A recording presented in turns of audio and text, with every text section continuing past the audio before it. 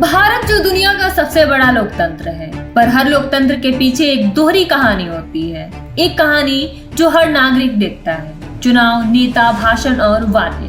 और दूसरी कहानी जो छिपाई जाती है, जो फाइलों में बंद होती है, जिसकी आवाज को दबा दिया जाता है और जिसे सिर्फ सत्ता के सबसे करीब लोग जानते हैं। आज हम उसी कहानी के बारे में बात करेंगे। वो कहानी जिसे कहते हैं the secret playbook of Indian politics. एक प्लेबुक जिसमें लिखा है कि किस तरह इंटेलिजेंस एजेंसी जैसे रॉ, आईबी, सीबीआई, ईडी और एनआईए सिर्फ सुरक्षा और जांच के लिए नहीं, बल्कि राजनीति में गेम बदलने के लिए भी इस्तेमाल होती है। इसकी शुरुआत होती है 1968 में, जब रॉ की स्थापना हुई। इसी साल एक नया छुपा हुआ सिस्टम भी जन्म लेता है, जहां सत्ता के लिए काम करने वाली एजेंसियां धीरे धीरे सत्ता बदलने का टूल बन जाती है। 1975 आपातकाल।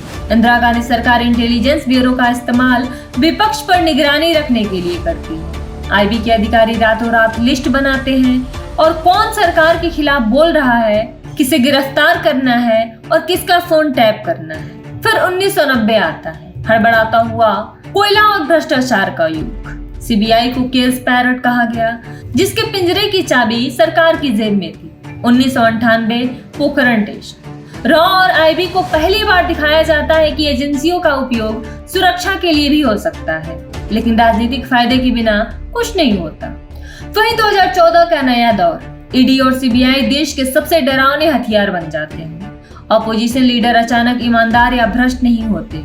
उनका स्टेटस इस बात पर बदलता है कि वे सत्ता में हैं या सत्ता के खिलाफ। और 2025 एजेंसियों का इस्तेमाल इतना बढ़ चुका है कि देश में ये सवाल उठता है कि क्या भारत की एजेंसियां भारत के लिए काम करती हैं या सरकारों के लिए। और सबसे बड़ा सवाल, क्या भारत में जांच एजेंसियों का दुरुपयोग होता है?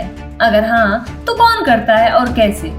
अगर आप इंडिया की शैडो पॉलिटिक्स की सच्चाई जानना चाहते हैं तो इस वीडियो को अंत तक पूरा देखें, लाइक करें और कमेंट करें और चैनल को सब्सक्राइब करें। 1968 में रॉ की स्थापना हुई। उस समय भारत को लगा था कि यह एजेंसी विदेशी खतरों से देश को बचाएगी, लेकिन कम लोगों को पता था कि इसकी पहली अनऑफिशियल ड्यूटी क्या बनाई गई थी, प्राइम मिनिस्टर को राजनीतिक जानकारी देना। रॉ की शुरुआती रिपोर्ट्स सिर्फ विदेशों की नहीं, बल्कि देश के अंदर के विपक्षी नेताओं की गतिविधियों पर भी थी।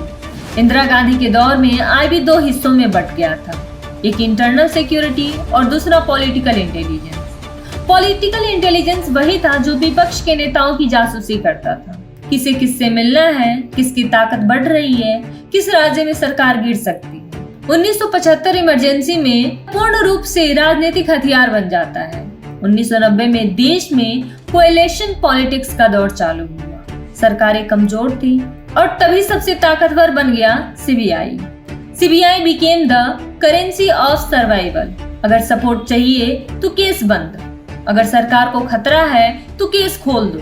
किस पर दबाव था, किससे बचाया गया, क्यों 25 साल बाद भी सच्चाई साफ नहीं हुई। 2004 के बाद ईडी एक शांत विभाग से उठकर देश की सबसे ज्यादा चर्चित एजेंसी बन गई। किसी खोलना है, किसी डराना है, किसी चुनाव से पहले चुप कराना है। ईडी का इस्तेमाल हर सरकार के लिए आकर्षक टूल बन गया। 2008 मुंबई अटैक के बाद एनआईए बनी। शुरुआत सुरक्षा के लिए थी, लोगों को लगा ये रॉ जैसी एजेंसी बनेगी, लेकिन 2014 के बाद पैटर्न बदलता है और टेरर केसेस में राजनीति घुसने लगती है। 1975 emergency, IB used against JP movement. 1997 Lalu की गिरफ्तारी के लिए सीबीआई पर दबाव। 2002 गुजरात में आईबी की भूमिकाएं। 2010 2G स्कैम, कौन बचा और कौन फंसा। 2014 एजेंसीज का सबसे बड़ा reorientation. 2020 ED raids before Bihar और बंगाल इलेक्शन। 2023 से 2025 इंडियन अलायंस के नेताओं पर continue action. Shadow economy of politics. Bharat की असली राजनीति संसद में नहीं, बल्कि इन एजेंसियों के कमरों में चलती है। यहाँ फाइलों से सरकारें नहीं चलती, सरकारें बदलती। शैडो इकोनॉमी सिर्फ पैसों की नहीं होती, या सत्ता की भी होती है। क्या सरकारें जांच एजेंसियों का दुरुपयोग करती हैं? यह पूरे 50 साल का पैटर्न है। हर एजेंसी का अपना अपना पॉलिटिकल स्विच होता है, जो सरकार बदलने पर ऑन या ऑफ होता है। चुनाव जीतने का सस्ता तरीका है। पार्टी फंडिंग इन एजेंसियों के डर से चलती है। फाइलों की दुनिया में कोई सबूत नहीं छोड़ता। वहीं अगर इसके समाधान की बात करें, एजेंसियों को पार्लियामेंट्री ओवरसाइट, डायरेक्टर अपॉइंटमेंट पारदर्शी, पॉलिटिकल मॉनिटरिंग बंद, ऑपोजिशन को रियल प्रोटेक्शन और सबसे जरूरी, जनता को यह समझना होगा कि लोकतंत्र एजेंसियों से नहीं बल्कि उनकी आज की आवाज से बचता है।